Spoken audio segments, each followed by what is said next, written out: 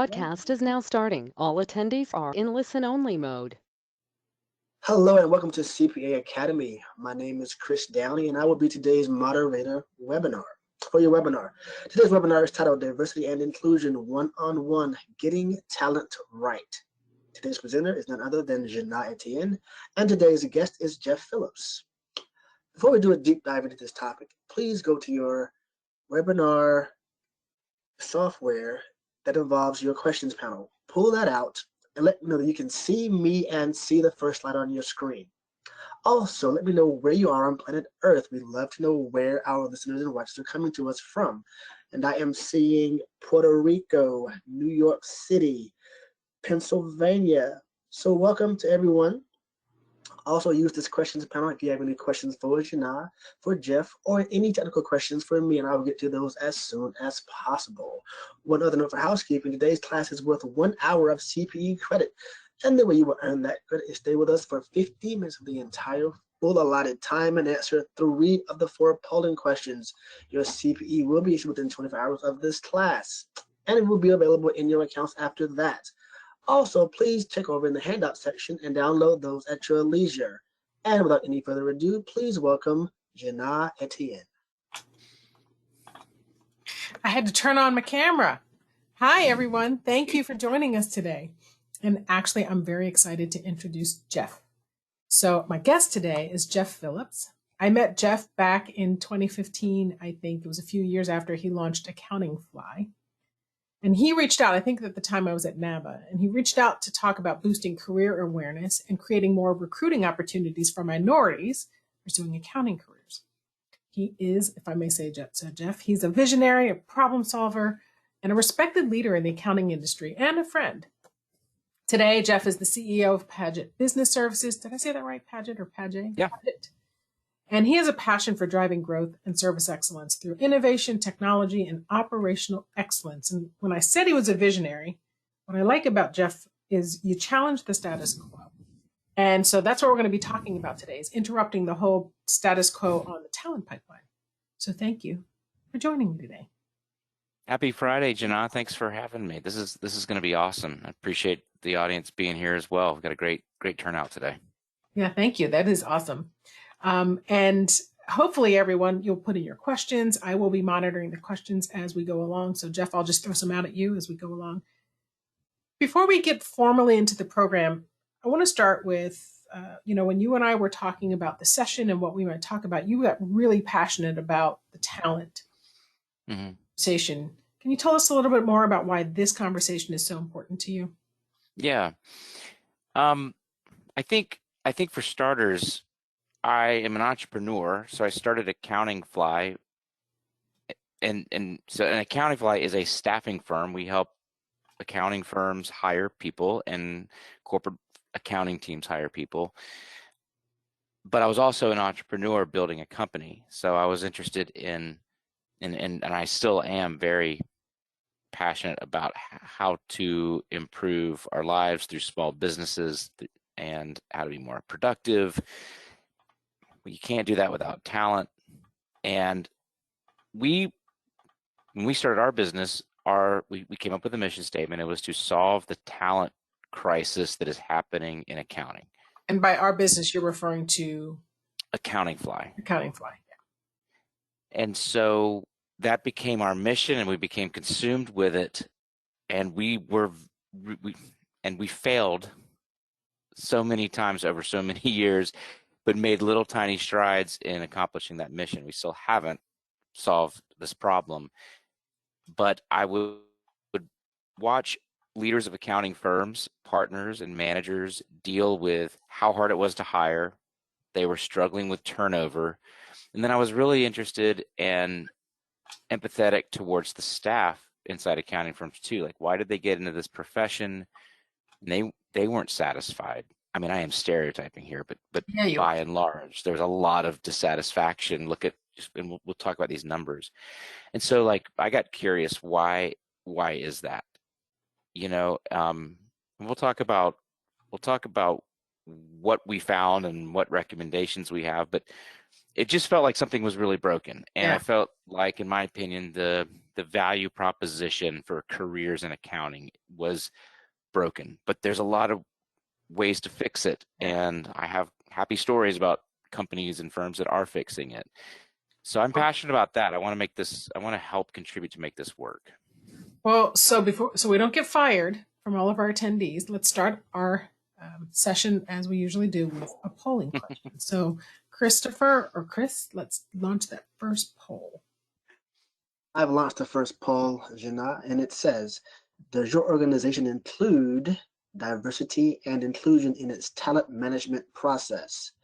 Your selections are yes, no, not sure, or prefer not to answer. This poll will remain up for 60 seconds. Make your choices now. So it's going to be interesting to see the results. You know, this webinar series has been going on now every other Friday since last February. So we're going on a year and a half. And we've talked a lot about D&I, but not necessarily specific to talent management. So I'm very curious to see the responses. So what do we have? What, Chris, they stay open, did you say for a minute? For 60 seconds or a little bit longer, depending on if we get a majority voting in. And so this poll will be closed in about 5 seconds. And we'll close, folks, in 3, 2, and 1. And these are your results. So 53% say yes, and 28% say not sure. I'm going to go with that's good, because the 13% that said no, it's the minority. Maybe that's the way to look at it. What do you think, Jeff? Yeah, and I think what we're interpreting here is that, does your firm include D&I in its recruiting efforts? Right? Is that how we interpret the question? Yeah, and so I think basically what we wanted to find out is whether or not when they think about building out an entire talent management process, have their D&I initiative or strategy been embedded in that? And I think because for a lot of people, there's diversity and inclusion, and then there's recruiting for diverse talent, but then that's it. And so there's an entire process to talent management. It's not just recruiting. And I think recognizing that, one of the things you were talking about before we came on camera was the word Great Resignation. We've heard a lot about that. Yeah. And that's requiring us to think about these things. It's not just recruiting anymore. So what do you say to that? I think I get asked a lot about what does that mean for our profession, and I think well, you see the headlines. Everybody here sees the headlines. People are leaving careers in high numbers. In fact, most of the Great Resignation, when you see like 4 people a month quitting their jobs or whatever the number is, it's really people who are escalating their retirement and people who are leaving the service professions. For like a great example is people who might be leaving a job in waiting tables at a restaurant to go work for Amazon and to be a driver. So that is a lot of the Great Resignation. However, that I'm nerding out on economics here, but there is a Great Resignation happening in the accounting industry. We've been facing a high turnover for decades. If you own a firm or you're a partner firm, it's less than $20 million in revenue. Your turnover, or in other words, the amount of accounting staff, the percentage of accounting staff leaving every year is 25%. So if you own a firm, you run a firm, you can benchmark your turnover against the average. We believe those numbers have gotten higher. That was going to be my question. Because the Great Resignation, you're right, there's a lot of talk about it as if it's happening everywhere. And it did start in sort of those frontline workers.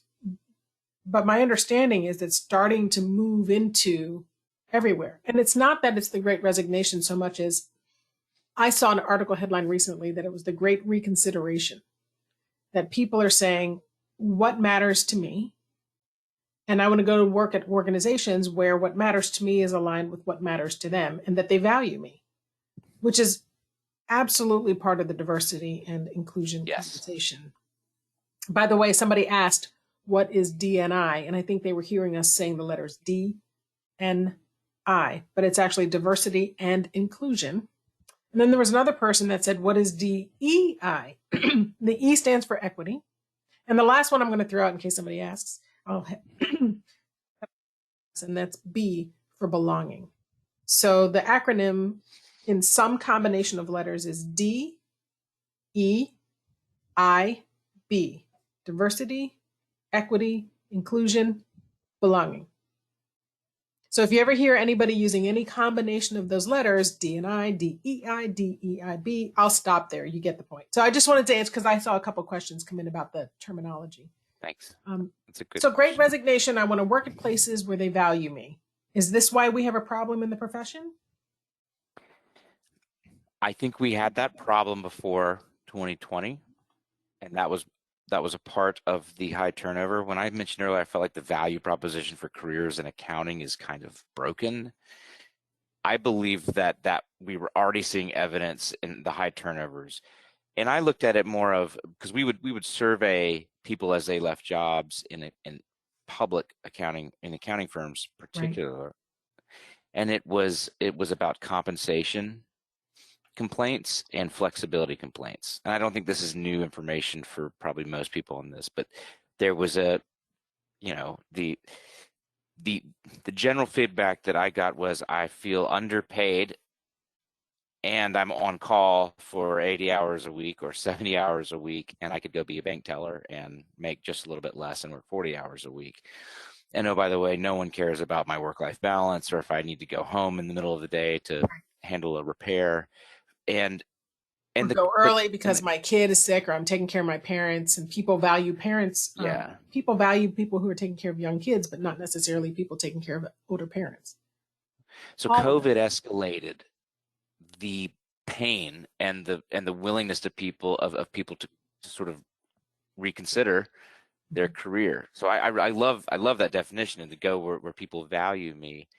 And what was left is, I think firms started to realize too that pay was fairly stagnant in our profession over a long period of time. This isn't an opinion of mine. I have articles to back this up. There's an Indiana University accounting professor who named Joe Schroeder that did an economic study of accounting talent and basically said their salaries have stayed the same, relatively speaking, for 2 decades.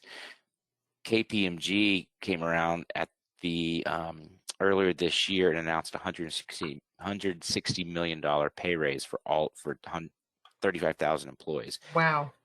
And this wasn't out of generosity. This was defensive. This was try to stop the bleeding, because they were bleeding talent, right? So yeah, so I think that great reconsideration it was, on one hand, COVID accelerated that, and on the other hand, COVID has accelerated conversations like the one we're having too, which is, okay, well, great, so this happened. How can I get ahead of this? How can I be a more thoughtful employer so that I can attract the type of talent that wants to work at a place that values them? So the model is, I need humans. So I'll go out and put out a job description and say, hey, humans, come and work for me, and you'll be glad you did. And then the humans show up. They either don't necessarily, today's model, it seems to me that people show up and they didn't get a sense that the job I'm showing up for was what I thought it would be, or the organization I've come into isn't what I thought it would be. Either way, the pay that I'm getting, while important, is not the top factor while I'll leave. I'm going to leave because I can't live my life. I do not see a pathway for me to achieve my career goals. And frankly, I can go work somewhere else. I can get, to your point, I don't need to make less. I can make the exact same money someplace else.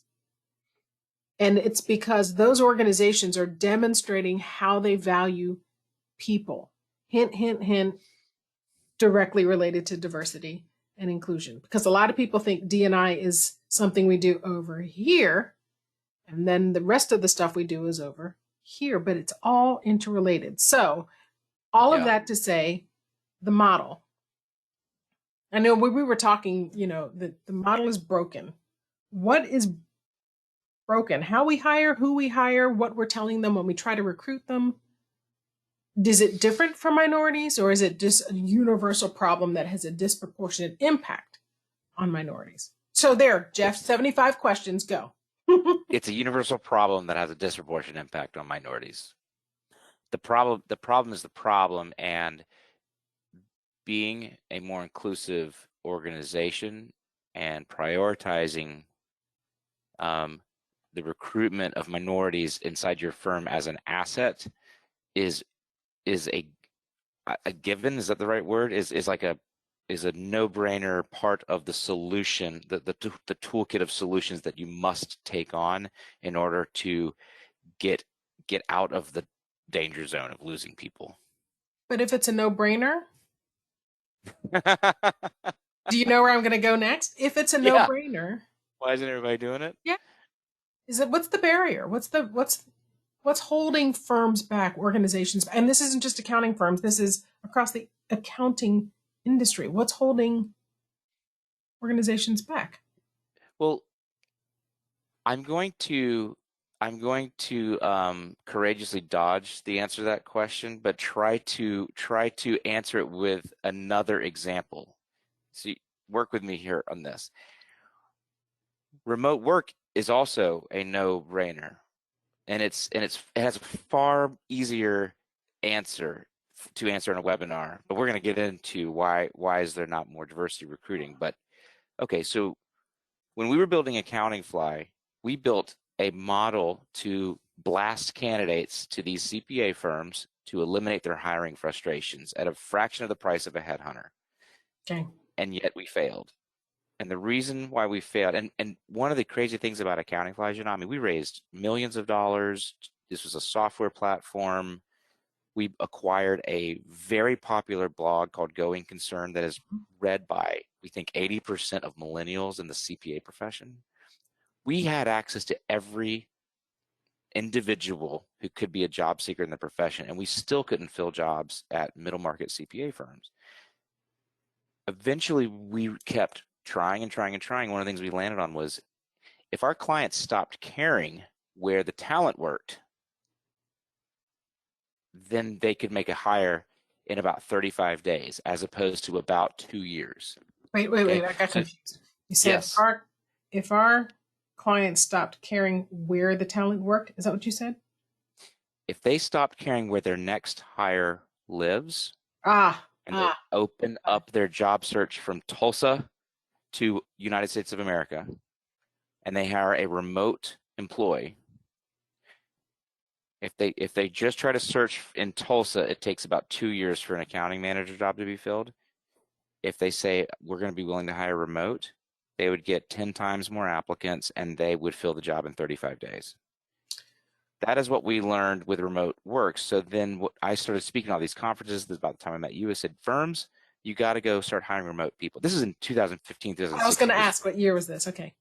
Well before the pandemic.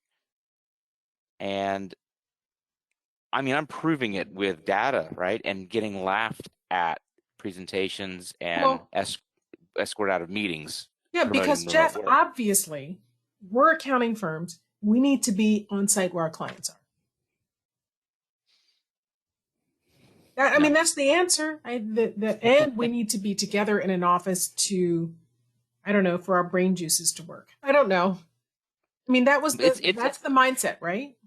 That's the mindset, and it's okay. Like, one of the fascinating things about getting into this was like, okay, so let's change an industry's perception about something like remote work, and we really didn't successfully do that, but the pandemic did. Yes. And you talked earlier about the disproportionate impact on minorities. You know, this is a series about diversity and inclusion, and the idea with the series is we can sort of dig in a little bit on just one topic. And I think understanding the bigger dilemma, you've outlined it. And I'm thinking about what you said about trying to hire an accountant to come work in my firm in Tulsa. I know from my experience, okay, maybe it's not Tulsa, but I've had firms reach out to me about recruiting talent They want to be more diverse. They want to recruit diverse talent, but we can't get somebody to move to my area, and never considered remote work because in a small firm or in a smaller business, they can't support remote work. So this has, but one of the ways to improve the diversity in a firm is to not be limited geographically, especially if the area you live isn't particularly diverse. And so you've proven the model. COVID has forced us to reconcile with it. Have you started to notice any changes then are happening? Or is it still, as soon as this is done, we're stopping the remote hire. As soon as this COVID thing is over, we're coming back into the office? We're noticing a tremendous increase in the demand for hiring remote talent, whether it's full-time or fractional freelance. We're seeing an increase in offshoring, especially to the Philippines, which is another form of remote work. So yes, generally, we've had kind of a boom in remote employment. And while, and I would say the needle has only moved like that much. Okay, it's Right. just a little bit of a move, but it's a seismic shift, you know, for us as a recruiting business. But it is not a seismic shift across the industry. There are firms that want to go back to the office when this is all over, and what changed is the employees won't be coming back with them. Okay, Yeah. If you are the director of a large firm and you're demanding return to the office, you will have a mass exodus Yeah. of talent. Yeah. That's what we're starting. That's what we're starting to see now as organizations backpedal from their everybody has to come back into the office policies. I'm watching time. There's a middle ground for that, you know, but yeah. I brought up remote work. Sorry. Let me pause. Let's do the next polling question, because when I come back, I want to actually speak to the culture point. The polling question has been launched and it reads, does leadership talk about diversity and inclusion as an integral element of your organization's culture regularly, sometimes, rarely, never, or you prefer not to answer? Make your selections now, and this poll will remain for 60 seconds. So while it's open, I'm going to read a couple comments that have come in. Okay. Because these aren't really questions. So the first one says, the people, quote unquote, in charge think they know better than the diverse audiences they are not properly marketing to. Somebody said, as somebody who used to work in a big firm, pay raises are good, but better is to be treated with human dignity and respect. Now, I don't know if that means they weren't being treated with dignity and respect, but I think the point is to be seen and recognized, which gets us to the D&I, back to the D&I circle. Absolutely. I'll close your poll, folks, in 3, 2, and 1. And these are your results, Jina. 36% say regularly, 31% said sometimes, and 18% rarely. Thank you, Chris. That's interesting. So the reason I wanted to talk about that, Jeff, is that culture is, I don't want to say it's the great equalizer anymore, but culture is something that we're now starting to see meaningful conversations around. Yes. And hiring remote employees means that either there's no culture, which is what organizations are concerned about, or they can't manage what the experience is. So you and I live in completely different cities. We're co-workers. We're going to have fundamentally different experiences of what it's like to work here. How does an employer manage that? Especially, I mean, I'm looking at you. I can tell, right? You're a white guy and I'm a Black woman. How does that change the dynamic of the experiences we have? This is complicated stuff, and our firm's ready to grapple with these questions. 53% of the audience just said that their firms are engaging in diversity inclusion conversations at the leadership level regularly. I think that was the number. Yeah, it was 36 plus 31. Okay. So 7%. I think the answer is yes. And the comment, I'm paraphrasing the comment, but in staff value being seen and respected as human beings. Can Yeah. you do that working in different cities? And Yes, but is it the same when we're not working in proximity with each other? I don't know how to say this. Like, okay, larger firms have multiple offices in different cities. So we know people can work across city divides. okay, But is there something to be said for the community that happens when you're in the office and the lack of that and how that might change organizational culture, which will make it difficult to recruit, difficult to retain, therefore disproportionately more difficult to recruit and retain minority talent? Hard enough to get any talent, even harder to get minority talent. sure. There's a couple of thoughts I have to respond. One is whether you're remote or you're hybrid or fully in the office, what is the health of our profession's culture as it pertains to taking care of and being an inclusive culture? What is that? What is the status right now? I think the question isn't how do we translate this culture to remote? It's more like how are we doing? How do we get to first base as a profession here? Right. So So how we're not even inclusive thinking about is the our long-term business plan, model? you're saying. We're just trying to figure out how to start it.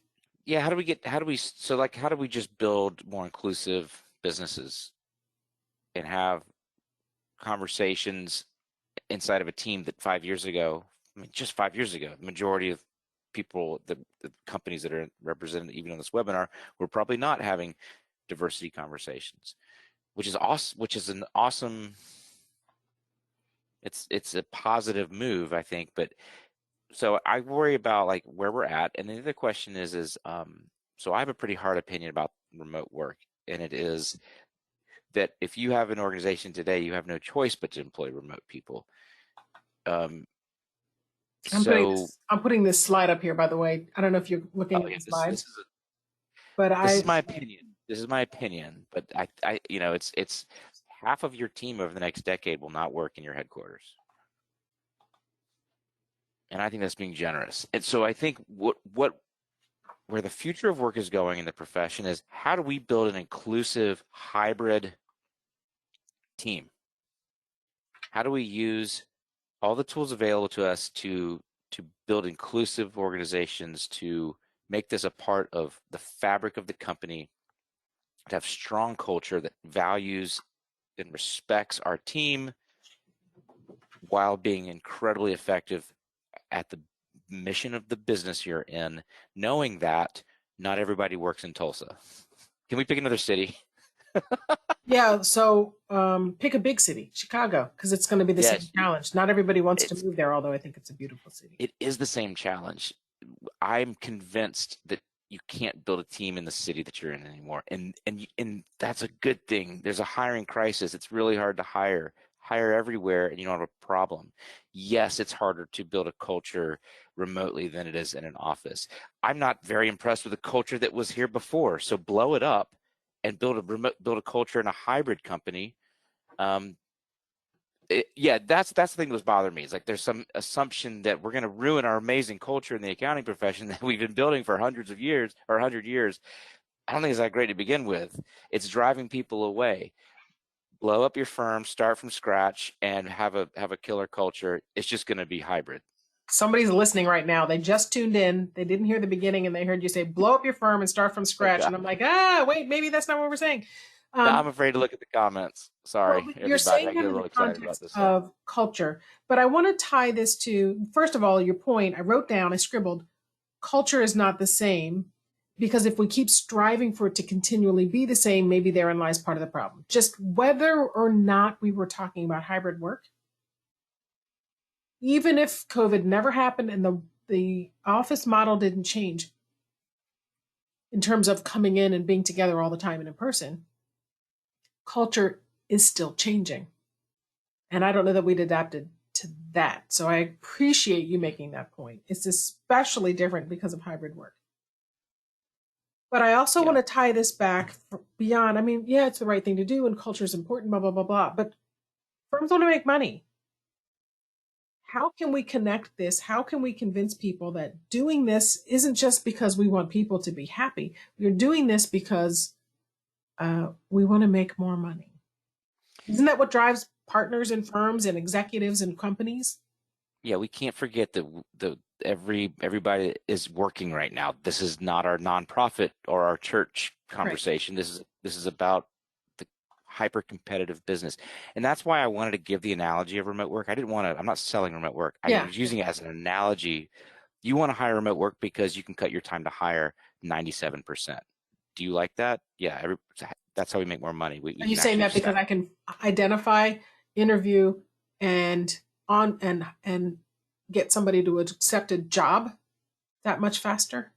Because I want to go. You have some slides in here about onboarding. At some point, I want to talk about that because it's so important. But not yet. Not yet.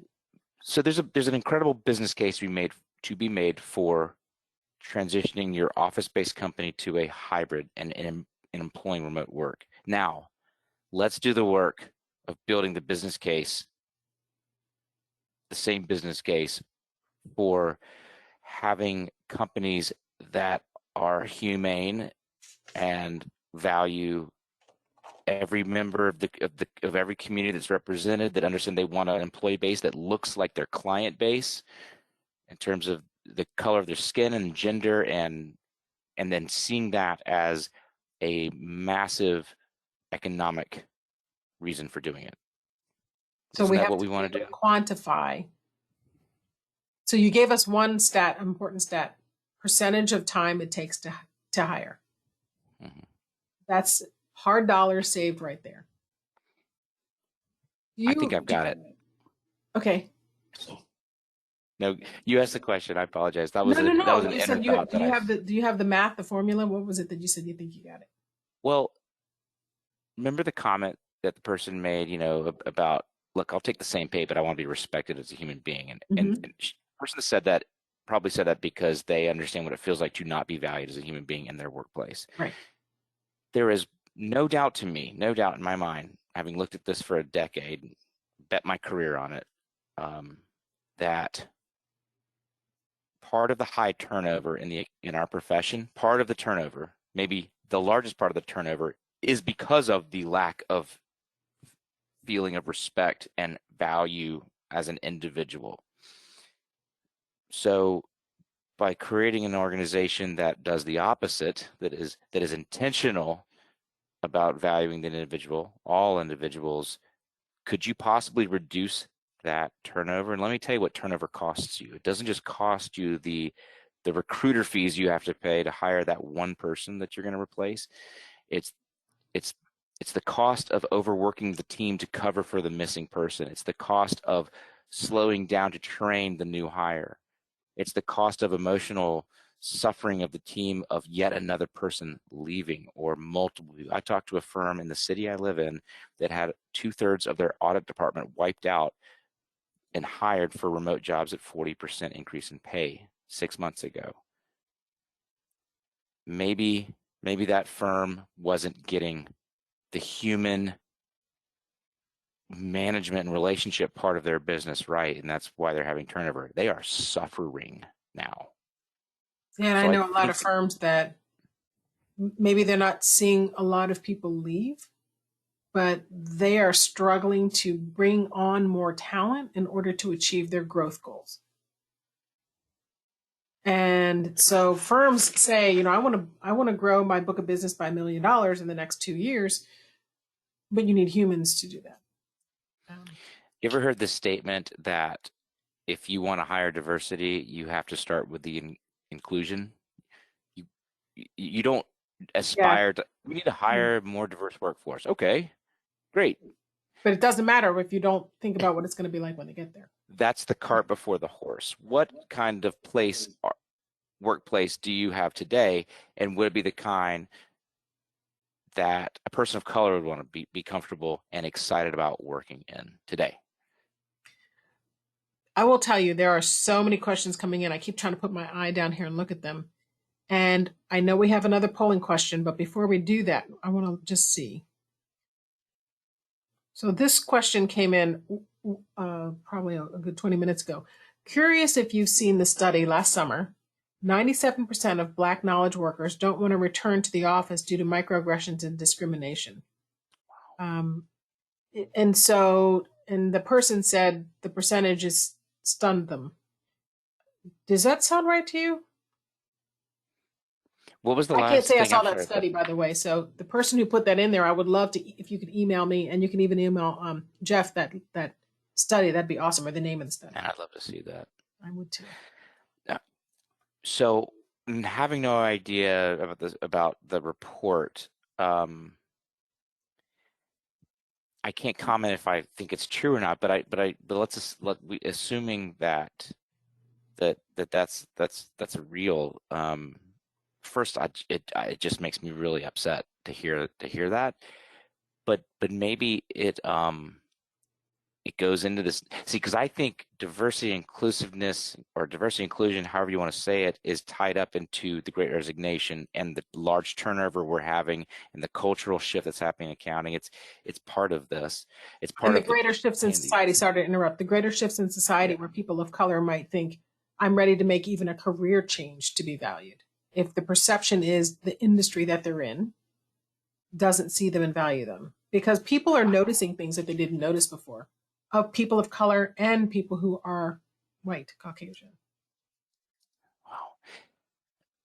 I guess that it does make sense, because what my feelings about the high turnover have to do with, we kind of couch this term work-life balance, but I think it means a lot of things. And I think the root cause of lack of work-life balance is really kind of lack of respect for individual and to the culture of a business. It's the same thing that last comment. Yeah. There are a couple more comments. I guess these really aren't questions, but one person said, it seems that senior managers are the ones that want to be present in the office, not their subordinates. That leadership in the company talk about inclusion and diversity a lot, but they don't walk the talk. Let me see. There's another one. All right. No, those are unrelated. So before we do that, speaking of walk the walk and culture, we had actually put together a polling question about mindsets, organizational mindsets around diversity and inclusion. So let's go ahead and launch that poll. I think this one. Polling question number 3. Do you see mindsets changing within your organization when it comes to diversity and inclusion? And your options are yes, no, not sure, or prefer not to answer. Make your selections now. Somebody said, Jeff, on point, the cost of remaining staff to take on the extra work, real issue. Someone said the company let more people work remotely due to COVID, and now they're looking to give up their leasing in their office spaces to save money, which I think is a smart play. One of the comments says the real issue is to teach managers how to manage, encourage, and motivate employees who happen to be remote. So your point there about culture is not the same. Maybe that's what managers need to understand, is how to lead in this new culture. Wait, I'm looking at the time. Do I have another second to drop another one?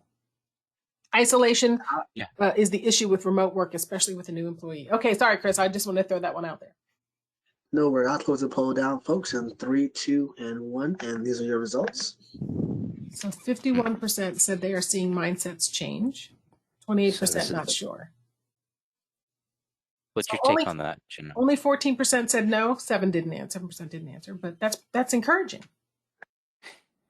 It's incredibly encouraging, and I feel like I go down this path of like trying to say doom and gloom, and one of the true things that I'm seeing is a real interest in diversity and inclusion among leaders in the accounting profession, and people that look like me and want to get into this, are uncomfortable talking about it, and Yes. yet the heart and the intention is there. So we're having a lot more intentional conversations right now about this, and that's really exciting. You just gave me an idea. I think, okay, I have to write this down. The white guy on the diversity team. And Yeah. maybe we should have a conversation about that in this series, because just one conversation about what does that mean, because you're right. Number one, white guys aren't part of the conversation. White guys don't have the authority to be part of because if you show up and start talking about it, we're looking at you like, well, you're the problem. You don't get to come in here and be What do you part of the know? solution. So Right. that's a whole nother Absolutely. conversation. I made a note. Thank you, Jeff. Yeah, and it makes, and you're conscious of that when you're in the conversation, so I clam up. Really? Does that make sense? Yeah. No, it does. I never even. Unless I'm invited by my friend to get on a webinar in front of hundreds of people to talk about it, then I can.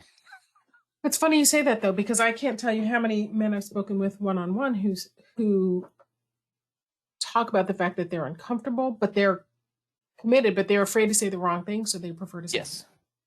That's it. That's the fear right there. I'm afraid of saying the wrong thing. Talk about falling off of the topic here, but this is fascinating. Let's talk for another hour. But we have maybe 18 minutes left. And I know this wasn't necessarily the plan, but there are so many questions come in. Can I just start reading stuff off and you can respond?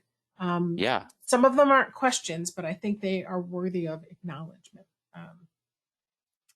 Let's see. Well, I don't know if I'm going to read that one. My job was two people's job, and they hired me to cover 2 full-time equivalents, but paid me the salary of half of what they usually pay. And it's unfair. And so it seems that they have to work really hard, but still can't meet expectations. Is this something that you're hearing about or is this what you were talking about earlier?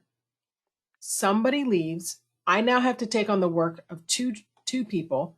They may or may not backfill that position. And even if they backfill it, I still have to do all of this work for no more pay. That's how I would interpret some of that. It's happening everywhere. Everywhere. So it's not just that person. It's unfortunately a lot of people that are experiencing this. Yeah, I mean, we're in the middle of the Great Resignation, and 25% of the accounting talent are leaving firms every single year. They're not hiring enough people to keep up with their growth, and we're growing like wild in this industry. Yeah. So people who love public accounting and love the nobleness of it are getting body slammed by work because there's not enough butts in seats to do all the work. Right. Here's another one. What if you work with other companies that are fully remote and do not seem to hear your concerns in those other companies? Do they not communicate? In other words, you've got some companies that are doing this. They're demonstrating best practice. And then you have other companies that aren't doing it at all, as if they don't talk to each other. What is that about? I don't think I understand the question. The way I interpret the question is, if we have some firms and organizations in the accounting industry who are adopting this mindset, and then there are other firms that are resistant to the mindset, is there some disconnect where those who are resistant to it aren't seeing the positives? That's the way I'm looking at that question. Maybe that's not what the person was asking, but and maybe yes, or large corporations have resources to pay attention to this that small firms or companies that's fair. May not have. And so when we asked a question earlier, does your firm have a policy about D&I? Well, there's 40,000 firms that just have 1 or 2 people in them, and it's really they don't have a D&I policy. So, small shameless plug. In 2 weeks, David Lopez is joining me. He has a small firm, minority-owned firm. He's actually going to be talking specifically about that because a lot of the D&I conversation seems to be geared toward bigger companies. But there is space in this and important things to think about in the D&I for the smaller firms. For the smaller firms, maybe it's not recruiting diverse talent, but there's 17 other things to think about. So, all right, shameless plug over. That's awesome. Somebody, I was gonna see if you would take the last question that came in just now. It starts the with one I that says the believe. lack of, or the one that says I believe. I believe. All right. So I believe an organization does not truly understand. Oh, you want me to answer this one? Yeah. Oh, okay. I believe an organization does not truly understand D&I when they focus on one ethnic group or minority group in their D&I program, and they exclude the other ethnic groups or cultures/minorities. Any Love suggestions that. to get leaders to refocus and implement true inclusion? In other Yes, words, like and so my answer to that question is challenge the definition of diversity. And I think that's because a lot of organizations, the broader generic D&I conversation looks at gender, as in male, female, race/ethnicity, sometimes they're interchangeable, LGBTQ identity, disability. Those are the four broad categories. And within race and ethnicity, they're all everything but Caucasian. And so if organizations, they often choose the one that they feel is the safest rather than broadening out the conversation to talk about we need to respect diversity in all of its forms. And then with that respect, we can start working on meaningful programs that addresses that diversity. I hope that answers the question as quickly as possible. I wanted to know the answer to that question, and no one is more qualified to answer it than you. So thank you for that. That was great. Sure. Thank you. Somebody said, right on point, by the way, this was a comment like 10 minutes ago. The turnover creates a domino effect. People feel oppressed with work, so they leave. The work does not go with them. It gets reallocated to whoever's left. And then they are worked to the point where they leave, and so it continues. They call it the death spiral of talent. It is. And so you're It is, seeing the and actual data that's showing this is happening today. I can't honestly say I have the data that's showing it. We will have that data when the Bureau of Labor Statistics gives us more updated turnover unemployment data. But what I hear is anecdotal stories of firms that are losing their people and they call us to hire. Yeah. Right. So we get paid when we make a hire and we're not taking you on. You're in a death spiral. Everyone is jumping off out of that burning building. And so you think we're going to spend someone? Sorry to interrupt. We're not going to spend our resources helping you hire, knowing you're not going to be successful when we can support other firms. Is that what you mean? Yes. But isn't it neat to see the opposite though of to find organizations that are so vested in building culture and keeping their people, which requires positive culture, positive respect for human beings. They love accounting. They're making it work, and they're winning. So we are talking about a winning versus losing strategy in this conversation. Yeah. I wanted to put this up here. You have onboarding. I didn't want the conversation. It's amazing how fast time is going by. I didn't want this conversation to end without talking about this because you mentioned earlier we can hire diverse talent, but if we don't start with inclusion, then we're maybe starting in the wrong point. This onboarding is a piece that I worry doesn't get talked about enough. We put in the effort to recruit diverse talent. Maybe we have been working on inclusive culture. So then we just bring people in and saying, all right, here you go. Here's your chair. These are the benefits. This is how you fill out your timesheet. Go. And what you're saying here is that if we want to create these cultures where people thrive, onboarding is more than new hire paperwork. Yes? It's make or break. Yeah. Do you want me to talk about it a little bit? Yeah. Do you think this is... so we have one more polling question, everyone. We know it's out there. We will hold that question until the end. If you want to do this, and then I'll throw some more questions at you until we're out of time. Okay. Yes. Top 3 reasons hires leave a job within 6 months. That means it's a failure to launch. Number 1, they weren't trained properly. Number 2, they did not feel clear about what their job was. Number 3, they were isolated and not felt a part of a team. There was not a smiling face looking at them, welcoming them, which is very sad. And everything in your business ought to be a system. The way you do taxes is a system, it's a checklist. How you onboard and how you keep people is a checklist-driven system too. And great onboarding starts a positive relationship.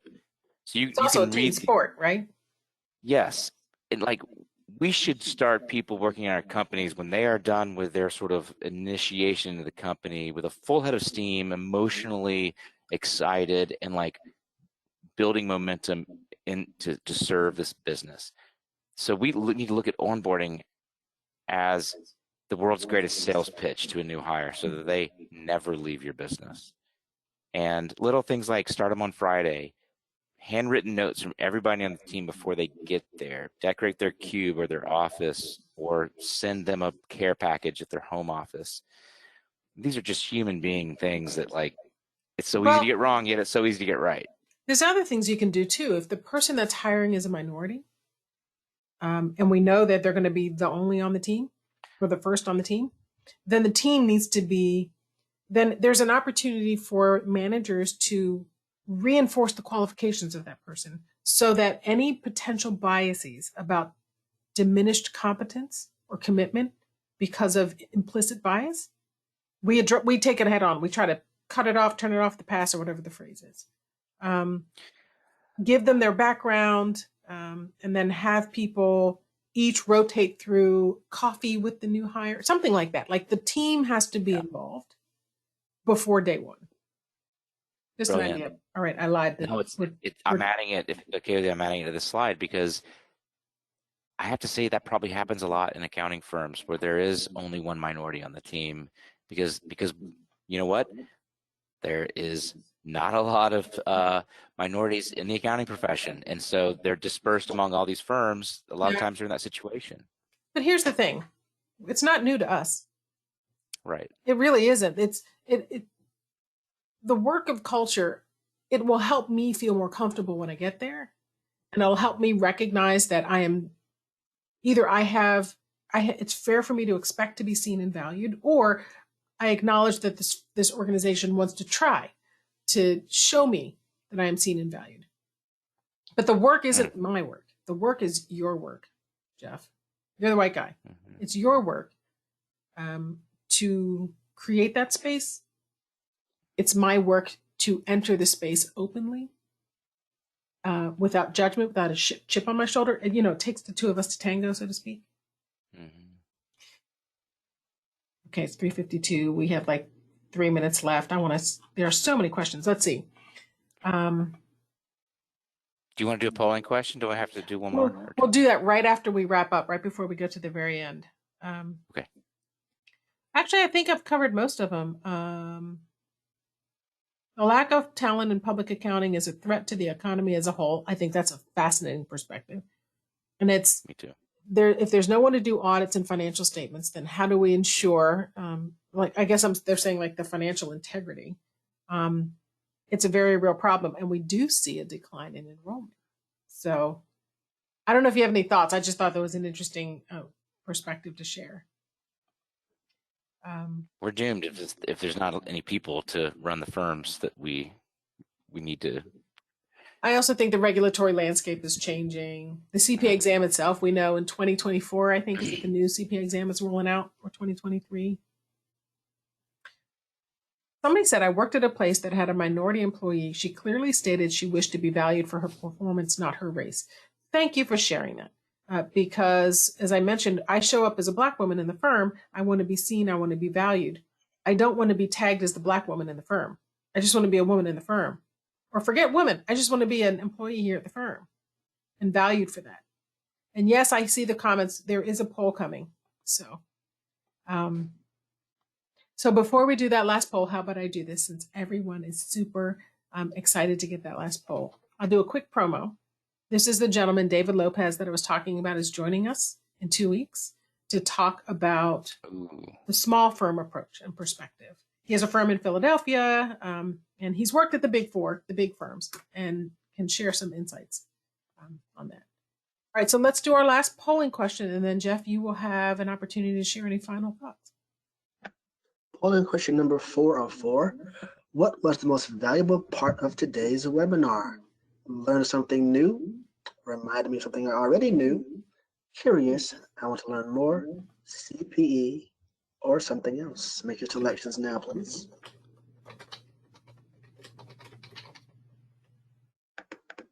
So while that is open, it's got 35 seconds. Jeff, do you want to share a final brilliant thought? I always enjoy webinars I'm presenting on where I'm writing notes where I learn something from the person that I am presenting with. And that happened today. I think what my takeaway is, a competitive advantage in business is culture, and we should be mindful to respect and see and hear the people that we work with. And that is an important aspect of our cultures and our businesses. I agree.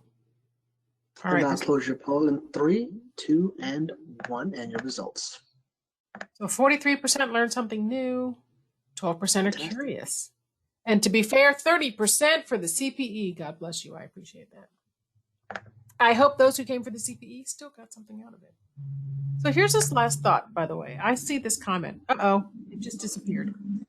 I don't know who deleted it, but it had something about it being a last day in the organization and that their organization did value and respect people. And I just thought that was a nice thing. I had just responded to it, so it probably removed it from your queue. Got it. All right. Well, perfect. Thank you. Well, everyone, thank you for joining us. Jeff, thank you so much. I appreciate you. And I hope this was helpful. I've benefited probably more than anybody. I enjoy this so much, and I'm grateful you asked me. Thank you. I appreciate that. If you all want to reach out to Jeff, on his bio page is his contact information along the bottom. You can click any of those links on the PDF and it'll open a webinar, it'll open the email, open his LinkedIn profile, etc. Same for mine. You can reach out to us if you have further questions. And if you send either one of us a LinkedIn invite, I would ask you to just let us know where you're coming from. Hey, we saw you on CPA Academy, so we don't think, hey, who is this person? And with that, I think we're coming to a close. Thank you again, Jeff and Christopher. I'm tossing it back to you to close us out. Well, thank you so much. We here at CPA Academy will process your credit later on today, and that credit will be available in your CPA Academy accounts within 24 hours. Each of you will have the opportunity to give a full webinar evaluation, and the links will be available in your account as well as coming to you via email. Thanks again for our wonderful presenters today, Jina Etienne and Jeff Phillips, for an amazing presentation. We hope to see you all again at future webinars and have a wonderful rest of your day.